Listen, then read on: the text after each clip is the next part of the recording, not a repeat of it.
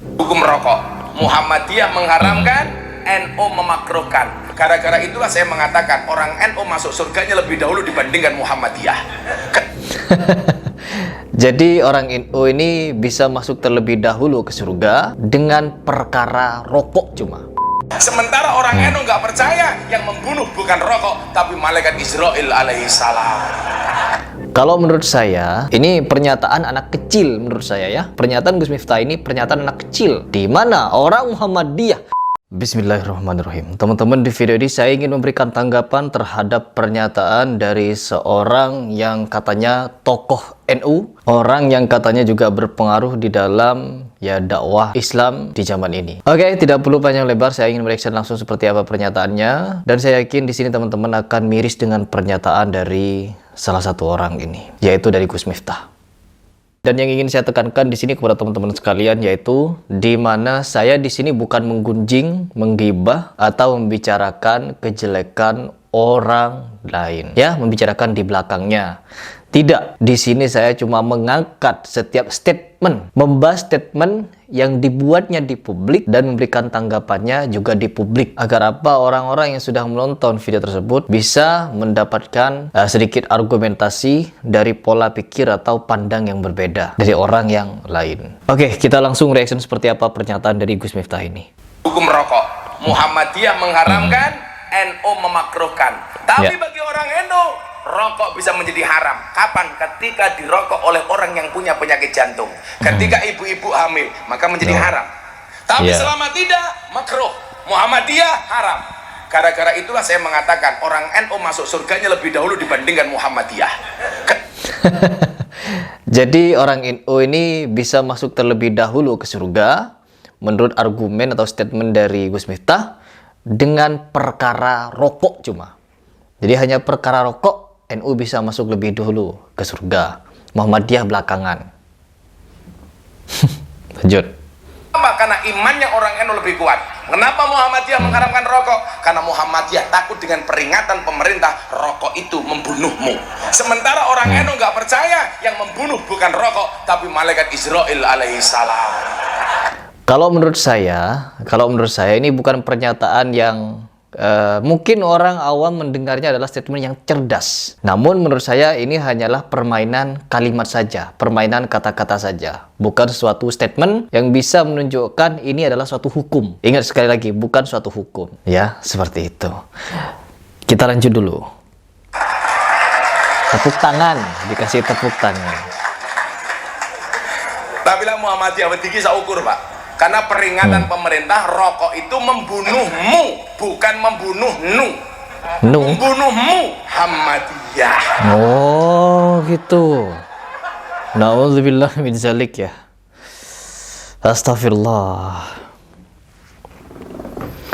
Saya sebenarnya kalau di bidang akidah, saya tidak ingin bercanda, ya. Perihal akidah itu suatu yang paten dan tidak boleh dibuat candaan. Terlebih lagi mengandung unsur yang seperti ini. Ini kalau saya artikan rasis kepada antar sesama manusia dan kepada golongan. Kalau agamanya sesama muslim, tapi saling senggol menyenggol. Luar biasa. Sedangkan saya tidak pernah melihat atau mendengar pernyataan dari tokoh-tokoh Muhammadiyah bahwa mereka akan masuk lebih dulu ke surga dibanding NU atau dibanding yang lainnya. Tidak ada. Tapi orang NU seperti ini yang memiliki segudang argumen untuk membenarkan beberapa perkara, dia mengaku bisa masuk surga lebih dulu daripada saudaranya di golongan Muhammadiyah. Luar biasa. Ini bukan pernyataan seorang muslim yang patut kita contoh. Karena apa? Bisa menimbulkan perpecahan. Ya, apa perpecahannya? Masa iya sih NU akan masuk duluan ke surga hanya perkara rokok? Ya, hanya perkara rokok. Sedangkan perkara-perkara yang lain tidak dihitung. Jadi untuk mengukur tingkat keimanan manusia atau golongan yang mengikuti golongan Muhammadiyah dan NU hanya sebatas rokok. Ketika perkara rokok ini menjadi sesuatu yang menjadi penyebab orang itu masuk surga atau neraka atau masuk surganya belakangan, ini sesuatu yang mendekati syubhat menurut saya. Karena apa? Semua ulama, seluruh ulama, terkhusus para imam Maliki, Hambali, Hanafi, itu mengharamkan rokok. Para imam sudah mengharamkan rokok. Serta banyak pula ulama-ulama yang mengharamkan rokok tanpa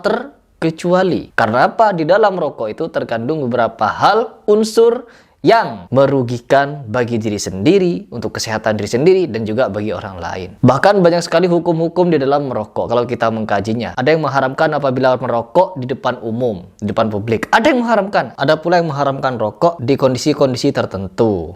Ya, namun di sini hanya karena ada label rokok membunuhmu. Ingat, rokok membunuhmu itu tidak dibuat dari dulu, tapi dibuatnya baru-baru ini. Dan Muhammadiyah sudah mengharamkan rokok sejak dulu, sebelum ada bungkus rokok yang bertuliskan rokok itu membunuhmu. Tidak ada.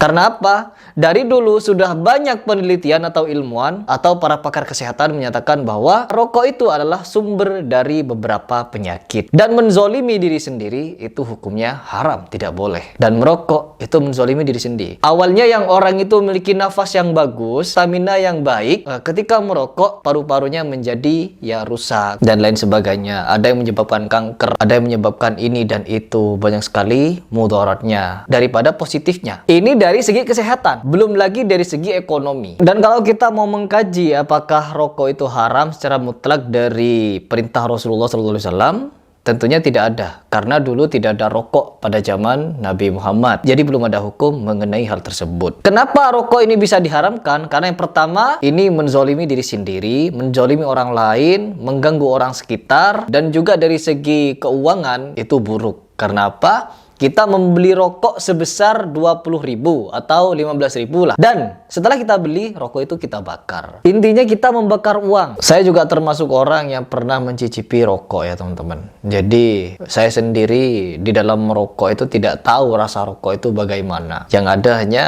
batuk-batuk dan tidak enak di paru-paru. Serta kalau dirasa-rasa tuh memang dampaknya buruk bagi kesehatan. Lalu ketika kita mendengar suatu pernyataan dari orang yang ditokohkan seperti Gus Miftah menyatakan bahwa NU akan masuk duluan ke surga sedangkan orang Muhammadiyah belakangan. Apakah kita harus hanya mendengarkan atau kita harus meluruskannya? Bahwa untuk masuk ke surga itu bukan hanya melalui perkara rokok.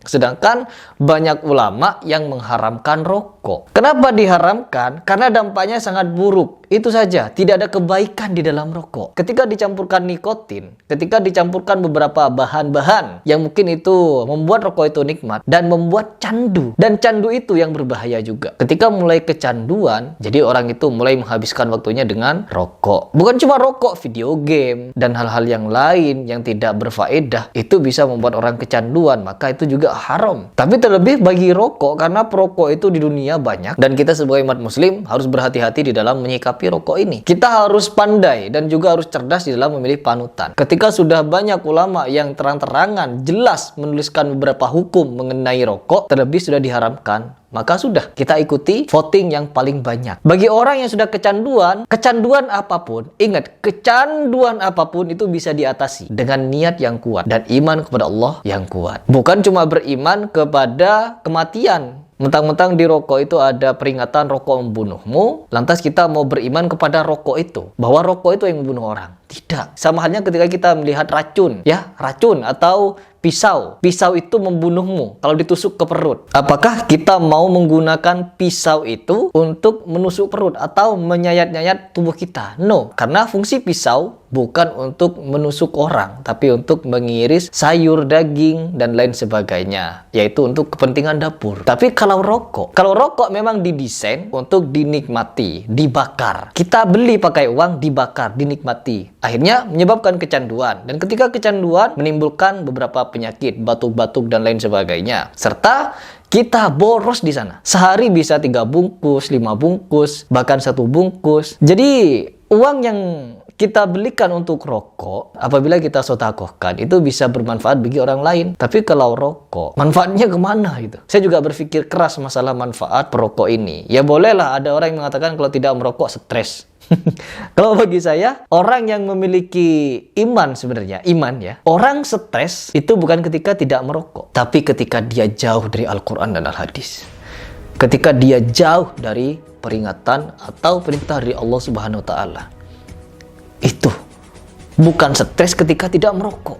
Kan dunia sudah mulai jadi kacau. Ketika habis ini kalau tidak merokok rasanya tidak sah gitu. Ketahuilah, ketika orang mendekati hal-hal yang makruh, ulama Nahdlatul Ulama memakruhkan rokok. Ingat, setan suka nyelip di situ. Ketika orang sudah senang dengan hal-hal yang makruh, maka dia juga akan digiring ke hal-hal yang haram. Apalagi sudah jelas dinyatakan haram oleh banyak ulama di dunia dan umat muslim melakukannya. Ketahuilah bahwa itu adalah hasutan dari setan untuk membuat kita cinta kepada hal-hal yang lebih baik ditinggalkan, atau kalau perlu memang harus ditinggalkan. Seperti itu. Jadi teman-teman, perkara ini bukan hal yang sepele perihal rokok ini. Karena ketika kita melakukan hal-hal yang dimakruhkan atau diharamkan terlebih, kita sudah mengikuti hasutan setan. Karena apa? Yang halal sudah ada, kenapa memilih yang makruh? Yang baik sudah ada, kenapa memilih yang buruk? Dan terlebih pernyataan bahwa hanya perihal rokok itu bisa membuat nilai keimanan seseorang mati atau tidaknya perihal rokok atau malaikat. Ini pernyataan anak kecil menurut saya ya. Pernyataan Gus Miftah ini pernyataan anak kecil, di mana orang Muhammadiyah juga tahu bahwa malaikat Israel